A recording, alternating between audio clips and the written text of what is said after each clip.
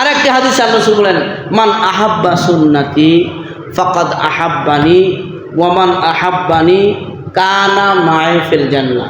রাসূল বলছেন, মান আহাব্বা সুন্নতি, যারা আমি নবীর সুন্নতকে মুহাব্বত করবে, যারা আমি নবীর সুন্নতকে মুহাব্বত করবে তারা আমি নবীকে মুহাব্বত করবে।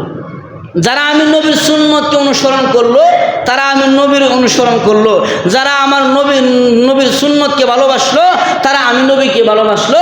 আর যারা আমি নবীকে ভালোবাসলো কানা মাইফিল জান্নাহ, রাসূল বলেন তারা আমি নবীর সাথে জান্নাতে ঢুকবে। আর জোরে কান, তাহলে নবীর সুন্নতকে ভালোবাসলে নবীকে ভালোবাসা হবে। আর নবীকে ভালোবাসলে কানা মাইফিল জান্নাহ, সে ব্যক্তি আল্লাহর নবীর সাথে জান্নাতে যাবে। হাদিসে আছে, মান তামাসসাকা বিসুন্নতি ইনদা ফাসাদি উম্মতি ফালাহু আজরু মিয়াতু শাহিদ। আল্লাহর নবী বলেন, যদি কোনো উম্মত এই ফিতনার জামানায় একটি সুন্নতকে জিন্দা করে আমল নামার মধ্যে 100 শহীদের সওয়াব দান করা হয়। সুবহানাল্লাহ। তাহলে সুন্নতের অনুসরণ, সুন্নত জিন্দা হোক আমরা চাই না। কিন্তু আমরা অনেকেই দেখা যায়, এই যে জুমার আজকে জুমার দিন, অনেকে কাবলাল জুমা পড়ে, অনেকেই পড়ে না। আবার অনেকেই কাবলাল জুমাটা পড়ে কিন্তু বাদাল জুমা যে 4 রাকাত সুন্নত আছে এটা পড়ে না, অনেকে যায় না, অনেকই জায়গা। আবার এমনও মুসল্লি আছে খুতবার টাইমে সে মসজিদে আসতেছে,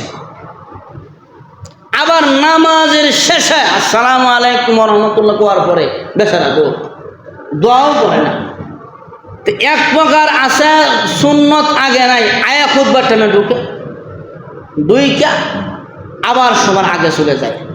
আরেক প্রকার আছে খুতবার টাইমে ঢুকে দুইটা নামাজ পড়ার পরে সালাম ফিরানোর পরে দোয়া করে দোয়ার পরে চলে যায়। কিন্তু আসার আগেও তো 4 রাকাত সুন্নত ছিল, নামাজের পরেও তো দোয়ার পরে 4 রাকাত সুন্নত আছে, আবার 2 রাকাত তো নফল আছে। তাই আপনি এত কি ব্যস্ততা আপনার ভিতরে, খুতবার টাইমে আল্লাহ আপনি কোন হারে প্রেসিডেন্ট করে গেছেন গা, নবীর সুন্নত পালন করবেন না, আপনার ভিতরে সময় নাই। আপনি তো দাঁড়ায়া দাঁড়ায়া, হ্যাঁ আপনি সারাদিন 24 ঘন্টার মধ্যে আপনি 19 ঘন্টা স্টলের মধ্যে বয়া বয়া অমুক মৌলবীর বিরোধী, অমুক হুজুরের বিরোধী, অমুক মুসল্লির বিরোধী, অমুক মুসল্লির গিবত, ওর গিবত, স্যার গিবত, আপনি 19 ঘন্টা গিবত করবার সময় পাইলেন, কিন্তু 5 মিনিট 10 মিনিট লাগবো নবীর সুন্নত পালন করবার আপনার ভিতরে সেই ইজতিহাদ, সেই ইস্তিহা জাগলো না। আপনি আবার নবীর উম্মত দাবি করেন, আপনি এত ব্যস্ত মানুষ, কিসে ব্যস্ত করলো আপনার? আছে না নাই? আর এখন আছে না নাই? রাস্তার মধ্যে দাঁড়ায় দাঁড়ায় গার্মেন্টসের বেটেন দেখবার সময় হয়, কিন্তু মসজিদে আসিয়া 4 রাকাত নামাজ পড়ার সুযোগ হয় না। হ্যাঁ আবার নবীর আশিক দাবি করে, নবীর উম্মত দাবি করে, লজ্জা লাগার কথা নেই। সারাদিন শাস্ত্রের আমাদের বসে বসে ঘন্টার পর ঘন্টা, হ্যাঁ অমুকের বিরোধী তমুকের বিরোধী, ওর গিবত স্যার গিবত করবার সুযোগ পাও, কিন্তু কপাল পরা তুমি নবীর 4 রাকাত সুন্নত করবার সুযোগ পাও না।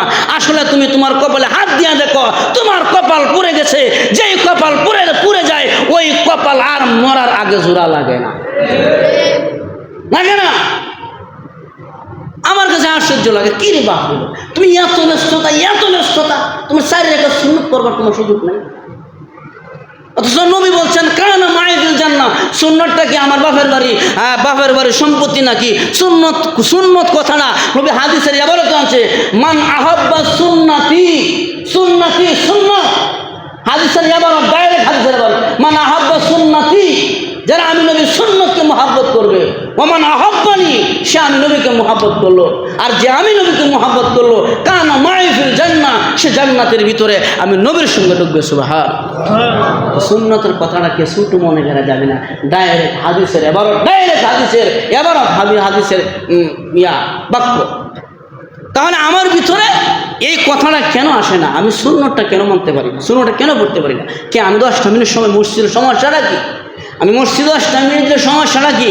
আমি মসজিদে আধা ঘন্টা আগে আসলে সমস্যাটা কি? হ্যাঁ, মানুষের ব্যস্ততা প্রতিদিন থাকে না। আমরা ব্যস্ততার মানুষ, আমরা তো এই সমাজের মানুষ, এই দেশেই বাস করি। আপনার 30 দিনের মধ্যে হয়তো 2-4-5 দিন ব্যস্ততা এমার্জেন্সি সময় থাকতেই পারে, আপনি চলে যান, অসুবিধা নেই। কিন্তু হরদম চলে যাচ্ছেন, প্রতিদিন চলে যাচ্ছেন, আপনি কী করে মহানায়ক হয়ে গেলেন, দেশের রাষ্ট্রপ্রধান হয়ে গেলেন গা, আপনি সুন্নত পড়বার সময় নাই। অথচ দেশের রাষ্ট্রপ্রধান তো আল্লাহর নবী ছিলেন, আবু বকরও ছিলেন, উমরও ছিলেন, উসমানও ছিলেন, আলীও ছিলেন, তারাও তো রাষ্ট্র চালাইছে। কিন্তু রাষ্ট্রপ্রধান হয়ে তো তাদের আমল নামা খুঁজে দেখবেন, একটা নফল সারার কোনো একটা আমল নামা তাদের আমল নামায় পাইবেন না, নফলও সারে নাই। অত পরিমাণ আল্লাহর নবীর সুন্নতকে মহাব্বত করতেন, মহাব্বতের একটা অনুসরণ করতেন।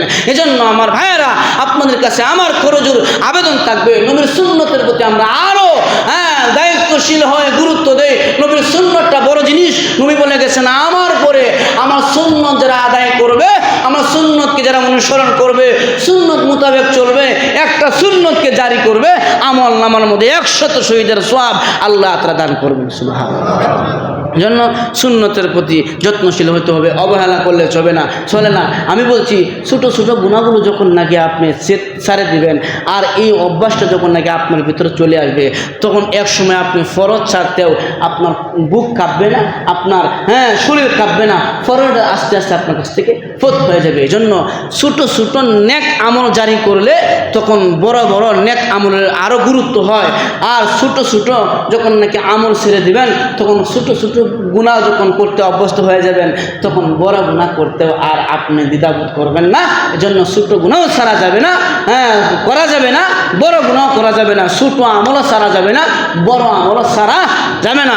আল্লাহ তাআলা আমাদের সবাইকে যেই কথাগুলো বললাম, বলবার এবং শুনবার, যারা শুনেছি যারা বলেছি, সবাইকে আমল করার তৌফিক দান করুন। সকলে বলে আমি।